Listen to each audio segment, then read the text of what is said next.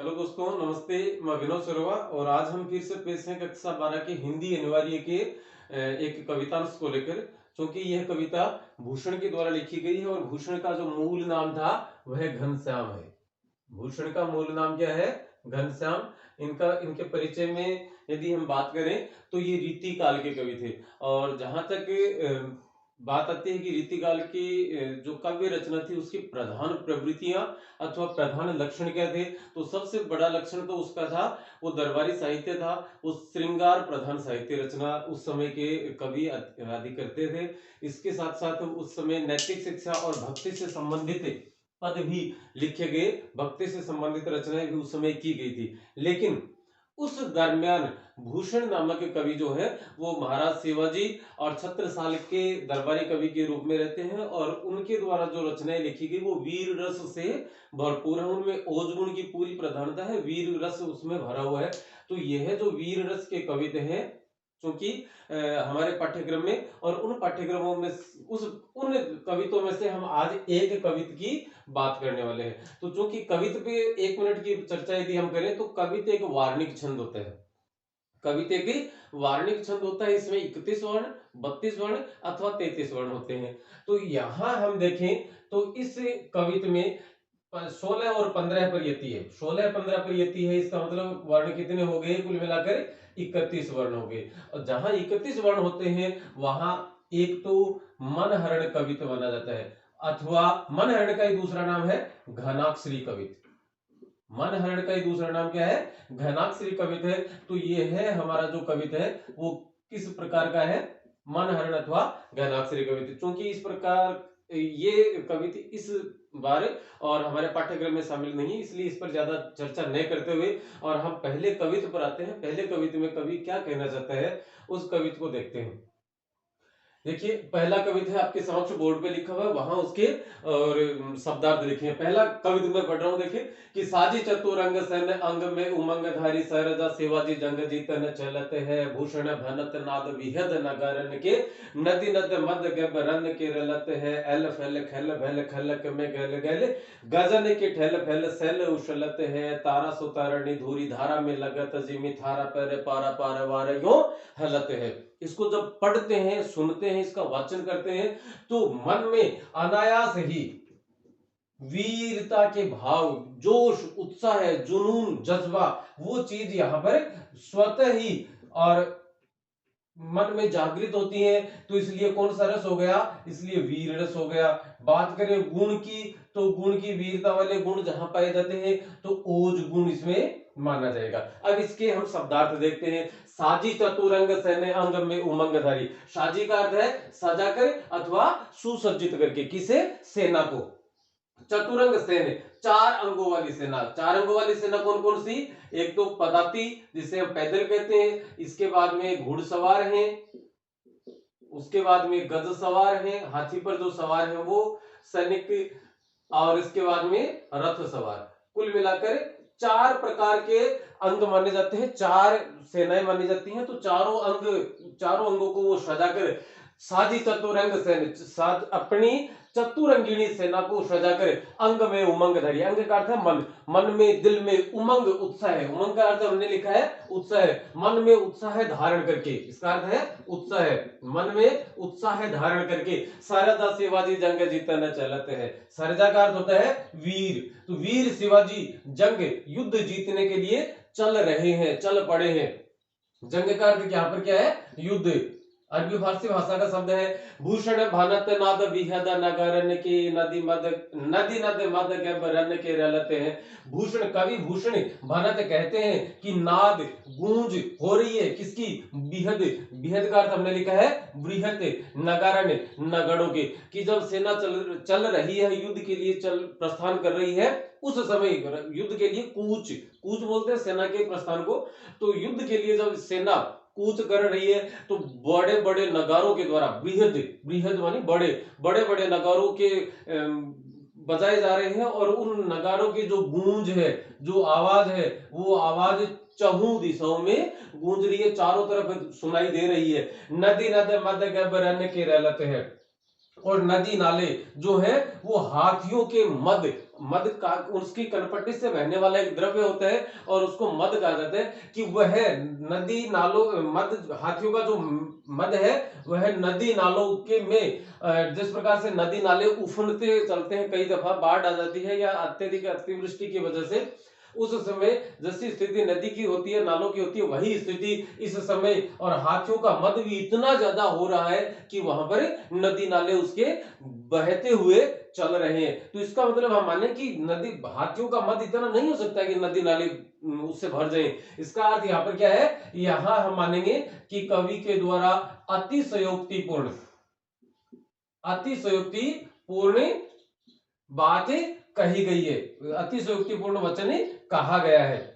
आगे कवि कह रहा है कि एल फैल खैल फैल खैलक में गैल गैल गजन की ठैल फैल सैल उछलते है, कि एल फैल अस्त व्यस्त हो गए, खैल फैल खलबली मच गई, कहां, खलक दुनिया भर में, और दुनिया भर में कहां कहां, गैल गैल, गैल का अर्थ हमने मैंने एक ही बार लिखा है, गैल का अर्थ गली लिखा है, तो गैल गैल का अर्थ है गली गली, कि दुनिया की गली गली में जब शिवाजी की सेना युद्ध के लिए प्रस्थान कर रही है, कूच कर रही है, और उसके जो हाथी घोड़े रथ और उसके पैदल सैनिक चल रहे हैं, उनके चलने से नदी नालों में और हाथियों का मद भर चुका है, नगाड़े गूंज रहे हैं, नगाड़ों की आवाज चारों तरफ गूंज रही है, उसे सुनकर, उसे देखकर, जानकर पता चला तब दुनिया की गली गली में, दुनिया भर की गली गली में एल फैल अस्त व्यस्तता छा गई, और खैल फैल खलबली मच जाती है। ये जो एल फैल शब्द है ना, ये रीट की तैयारी करने वाले जो बच्चे हैं उनके लिए भी एक छोटी सी बात है।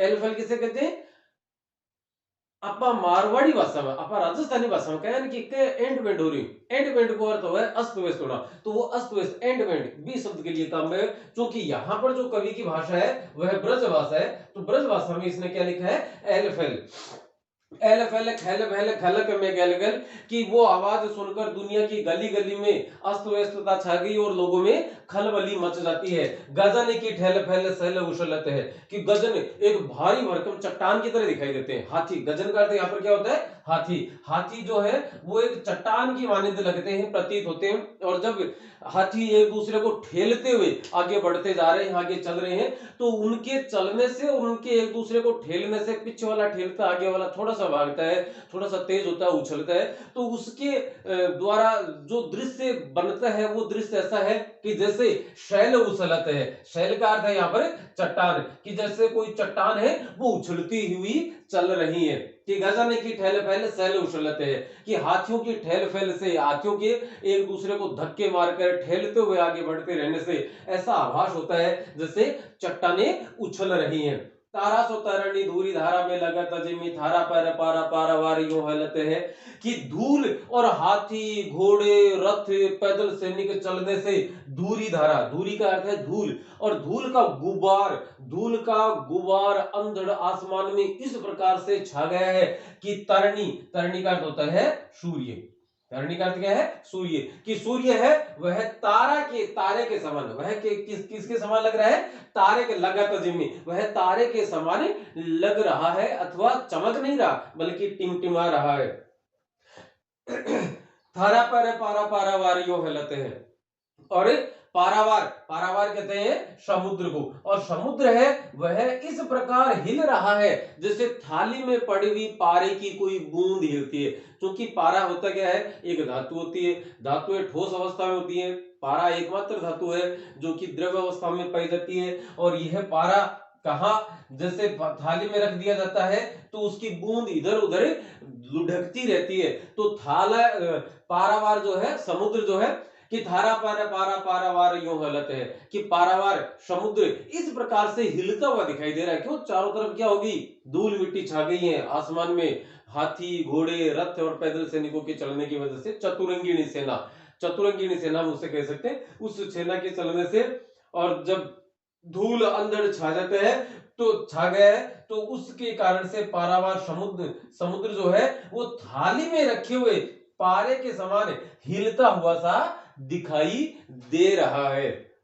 हम इसकी बात यदि करें तो इसके भावार्थ में या व्याख्या के रूप में यदि हम लिखें तो सबसे पहले यदि प्रसंग की बात आती है तो प्रसंग में तो क्या होगा कि प्रस्तुत पद्यांश से, प्रस्तुत पद्यांश हमारी पाठ्य पुस्तक से लिया गया है, जिसके कवि भूषण है और उन्होंने शिवाजी की सेना के युद्ध के लिए कूच करते समय का वर्णन किया है कवि यहाँ पर। और अतिशयोक्तिपूर्ण वर्णन करता है। उसके पश्चात हम भावार्थ में जो हमने अभी पढ़ा वह लिखेंगे कि वीर शिवाजी युद्ध जीतने के लिए अपनी चतुरंगिणी सेना को और सजाकर सुसज्जित करके उमंग धारण करके चल रहे हैं, चल पड़े हैं। भूषण कवि कहते हैं कि उनकी चलते समय जो बड़े बड़े नगाड़े बजाए जाते हैं, बड़े बड़े नगाड़े बजाए जा रहे हैं, उनकी आवाज है वो चारों तरफ सुनाई दे रही है, गूंज हो रही है, नाद घोष जिसे हम कहते हैं, नाद उनकी सुनाई दे रही है। नदी नद मद गब रन में रलते है कि नदी नाले जो है वो हाथियों के मद से पूरे भर चुके हैं लबालब। एल फैल खेल फैल खेलक में गेल गेल कि जब गजन की ठेल फैल सैल उछलते है, जब युद्ध के लिए सेना प्रस्थान कर रही है तो उनके प्रस्थान करने से और उसके नगाड़ों की आवाज से दुनिया की गली गली में खेल भेल खलबली और एल फैल अस्त व्यस्तता छा जाती है। यहाँ पर दुनिया में नहीं हुआ, क्योंकि महाराष्ट्र के वो राजा थे, लेकिन यहाँ कवि अतिशयोक्तिपूर्ण वर्णन करते हुए कह रहा है तो दुनिया की गली गली में अस्त व्यस्तता और खलबली मच जाती है। गजन की ठेल फैल सैल उछलते हैं कि हाथियों की ठेल फैल से, हाथियों की ठेल कर एक दूसरे को ठेल कर आगे बढ़ने की जो क्रिया थी, उसके माध्यम से वो जो दृश्य बन रहा था उसके द्वारा ऐसा प्रतीत हो रहा है कि जैसे चट्टानें उछलती हुई चल रही हैं। तारा सो तारा तरणी धूरी धारा में लगा तजिमी धारा पर पारा पारा वारियों हलते है कि धूल धारा या अंधड़ आंधी का गुबार, धूल का गुबार आसमान में इस प्रकार से छा गया है कि तरणी जो सूर्य है वो भी तारे के समान लग रहे हैं, और धारा पर पारा पारा वारियों हलत है, समुद्र है वो इस प्रकार से हिलता हुआ प्रतीत हो रहा है, दिखाई दे रहा है जैसे थाली में रखी हुई कोई पारे की बूंद हो।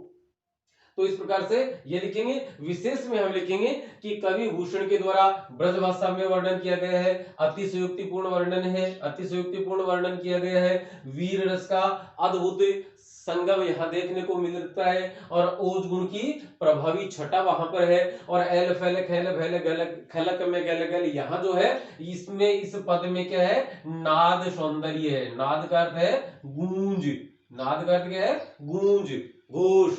तो नाद का, तो इस पद में जैसे हम कह सकते हैं कि प्रस्तुत कवित्व में और नाद सौंदर्य की छटा देखते ही बनती है। बस ये लो आपका ये जो व्याख्या है वो व्याख्या यहाँ पर पूरी होती है। एक शब्द और आया था उस पे एक मिनट की चर्चा है, तारणी। क्योंकि तरणी इस प्रकार से लिखा जाता है और यह है तारणी।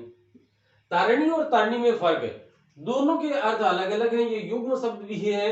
इस तारणी का अर्थ होता है सूर्य और इसका अर्थ होता है नाव। आपसे कोई पूछे कि तारणी किसे कहेंगे तो हम असमंजस में हो जाते हैं, पड़ जाते हैं कि एक तो नाव होती है, दूसरा सूर्य होता है। अब यह नहीं ध्यान कि कौन सा सूर्य और कौन सी नाव है, क्योंकि वास्तविक स्थिति की बात नहीं करते हुए हमें और जो दिखाई पड़ता है उसकी बात करते हैं। तो सूर्य हम देखते हैं सूरज को उगते छिपते हुए और उगते हुए, तो उगते या छिपते सूर्य को हम देखें और एक नाव को देखें तो उगते और छिपते सूर्य में और नाव में बड़ा कौन सा दिखाई देगा, नाव।